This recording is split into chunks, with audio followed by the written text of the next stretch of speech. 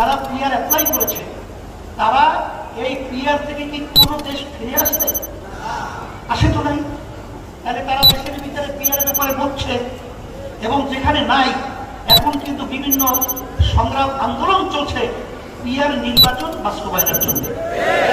আব্দুল ওমর সহ আমাদের ইন্ডিয়ান ভাই সহ অনেক বক্তারা দিয়েছেন, আমি নতুন ভাবে আর বাড়াতে চাই না। তবে আমরা কি চেয়েছি, এই জুলাই সনদ নির্বাচিত সরকার আইনে বৈধতা দেবে না, নির্বাচনের আগেই জুলাই সনদকে বৈধতা দিতে হবে। আমরা কি বলেছি, জুলাই সনদের মধ্যে এই যে পিলখানায় যে হত্যা হলো, এই হত্যাটা পিলখানা সেই জুলাই সনদের ভিতরে আসতে হবে। আমরা কি বলেছি, শাপলা চত্বরে যে মানুষগুলো নির্মমভাবে হত্যা করেছে তাদের লিস্ট এবং তাদের সেই ইতিহাস জুলাই সনদের ভিতরে আসতে হবে। আচ্ছা, জুলাই সনদের ব্যাপারে যদি এখানে আইনি ভিত্তি বা স্বীকৃতি তৈরি না হয়, যারা জুলাই অভ্যুত্থানে আমরা রাস্তায় ছিলাম, বর্তমান সংবিধান অনুযায়ী যদি বিচার হয়, সেখানে কিন্তু এক পর্যায়ে ফাঁসি পর্যন্ত ওই আইনে লেখা আছে। তাহলে সেখানে আপনারা যেহেতু জুলাই সনদের ভিত্তি আপনারা চান, তাইলে নির্বাচনের পরে কেন আগে যেতে সমস্যাটা কোথায়? এটা দিতে হবে, এটা আমাদের দাবি, অযৌক্তিক না যৌক্তিক দাবি।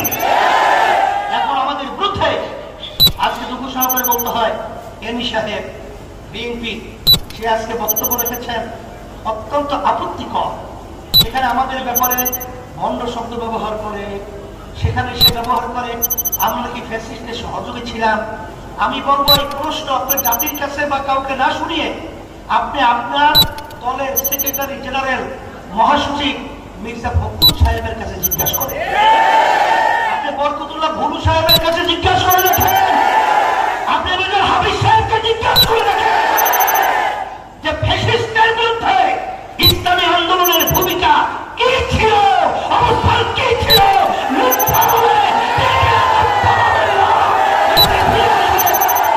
অনুরোধ করছি, সেই সাহেব পরিষ্কার ভাবে আমি বলছি, কারা দোষর ছিল, কারা খুনিদের, তাদের বিচার না হওয়া পর্যন্ত দল নিষিদ্ধের ব্যাপারে আপত্তি জানায়, এরা বাংলাদেশের জনগণ জানে।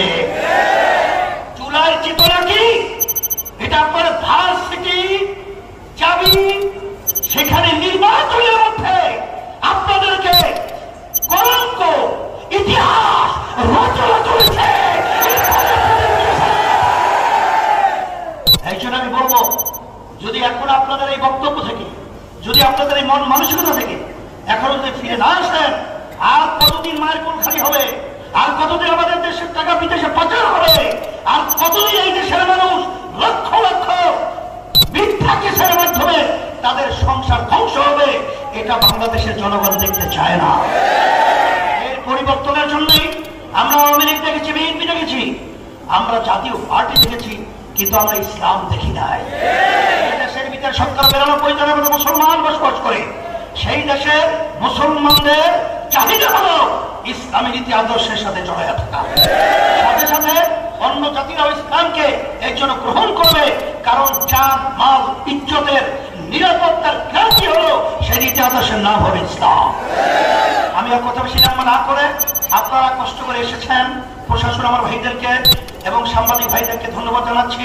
আমরা যেন সব একাকার হয়ে ৫৩ বছর আমাদের দেশটা মাজা সোজা করে দাঁড় হতে পারে নাই, আমরা যেন আর বিদেশেদের দালাল না হই, বিদেশেদের আর আমরা দাবেদারি না হই, আমরা যেন আর এই চাঁদাবাজ, খুনি এবং জালের মিথ্যুকদের সহযোগী না হই।